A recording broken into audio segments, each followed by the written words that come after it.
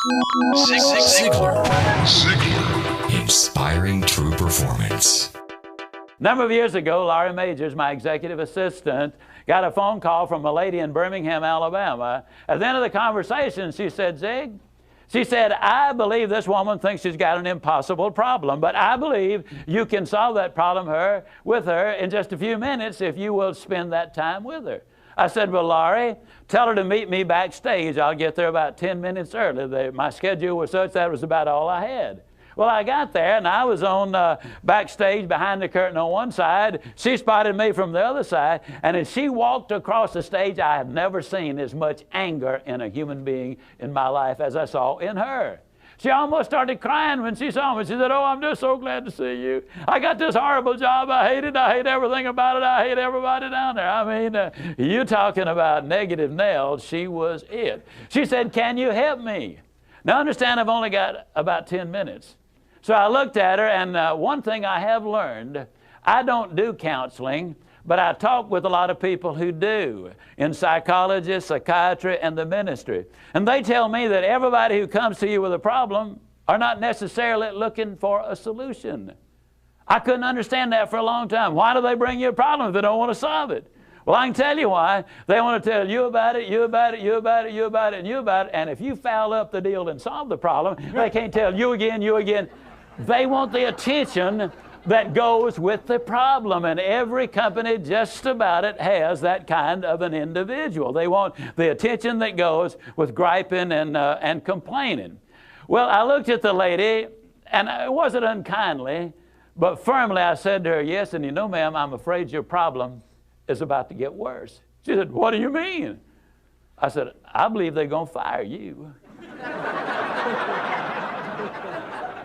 She was stunned. I couldn't have stunned her more if I'd hit her in the face with a bucket of ice water. She said, fire me? Why on earth would they fire me? The inflection in her voice clearly said, they're the bad guys, I'm the good guy. Why don't they fire them and keep me? Have you ever noticed that people who are the problem never recognize that they are? They're in complete denial. They think denial is just a river in Egypt. Why would they fire me? I said, ma'am, I don't believe there's a company in America big enough to contain this much poison in one small spot. Have you ever noticed that when somebody is about to lose something they've been complaining about, whether it's a car, a home, a mate, a job, or whatever, when all of a sudden it appears they're going to lose them, it takes on brand new value. She looked at me and said, well, what can I do? I said, do you really want to know? She said, yes, I do. That's the reason I came to see you. I came looking for help, but you sure haven't been any help so far. I said, well, ma'am, I've got an idea, and I will absolutely guarantee you it positively, definitely, absolutely will work if you will just do it. She said, I'll try anything within reason. I said, okay, when you get home tonight, all of your household tasks are complete. It's bedtime. Get off in a room right by yourself. Get a sheet of paper out, and at the top of it write, I like my job because. She interrupted me. She said, that'll be easy. I don't like nothing about that job. Don't like nothing about those people down there. And I said, well, just as a matter of curiosity, do you work there for benevolent reasons, or do they pay you for working there?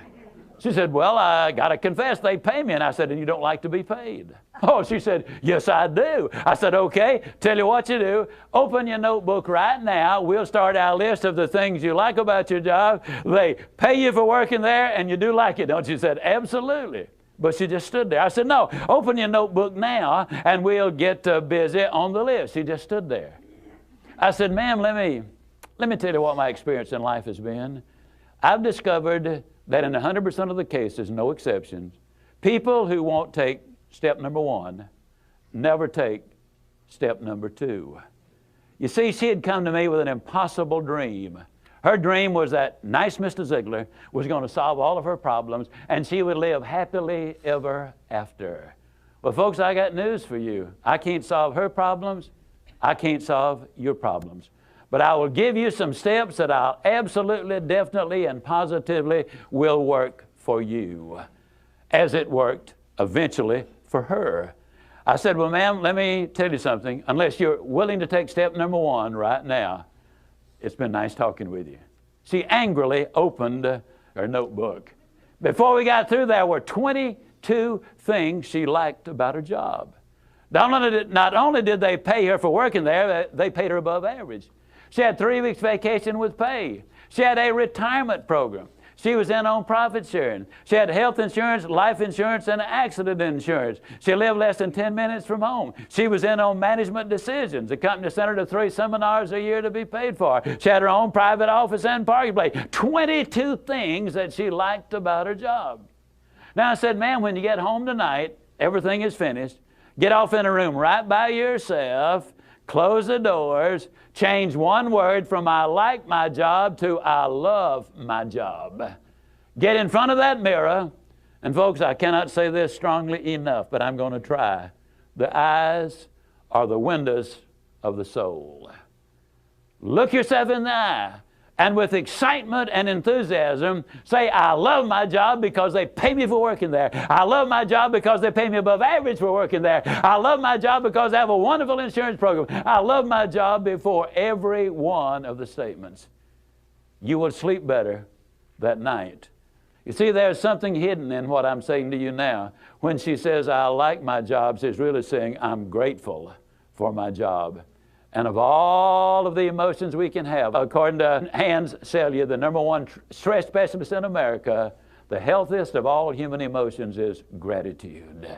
I said, you go down that list. I like my job, I love my job rather. That is a way of gratitude. You'll sleep better the first night. Tomorrow morning when you get up, get back in front of the mirror just before you go to work. Get back in front of the mirror and repeat the process again with excitement and enthusiasm. I love my job because, and take the list with you. Because the reality is, you see, you will have started to change from a fault finder to a good finder. Some people do really find fault like there's a reward for it. They really do. Take the list with you, and you will be able to add to that list, absolutely guaranteed. Do this every morning and every night, and you will have an astonishing recovery from this advanced case of stinking thinking. Now, I didn't say that to her, but I'm saying it to you. That's what it was. It was an advanced case of stinking thinking. Well, 6 weeks later, I was back in Birmingham, Alabama. I was doing a follow-up sales seminar. Now, the lady was not in sales, but she had been listening to my tapes. She had been listening to Automobile University, and she had discovered that everybody sells. Everybody who will ever hear this is in selling. Whether you're a school teacher, a civil service worker, a military personnel, an executive secretary, it doesn't make any difference. What you do, you sell every day of your life. There she was at the sales seminar, seated on the front row, grinning so wide she could have eaten a banana sideways. I'm telling you, you're talking about somebody that was excited. She was turned on. I said, well, how you doing? She grinned even more broadly and said, Mr. Ziglar, I'm doing wonderfully well. And thank you for asking. She said, you cannot believe how much those people down there have changed.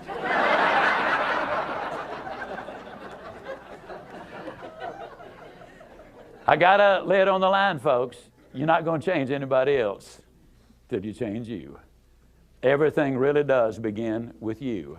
Now, you see, the unfortunate thing, this lady had been raised in a very negative environment. First, her parents had told her that she'd never amount to anything. They said, you know, you're always late, you're always sloppy, why can't you be like your brother or your sister or whatever? When she got married, her husband had continued it, and so her self-talk had become completely negative. Everything that she said about herself was negative. You know, like Dad said, I'll never amount to anything. Or like my husband says, I can't do anything right. But when she started changing the input, then some radical changes took place. Ziglar. Inspiring true performance.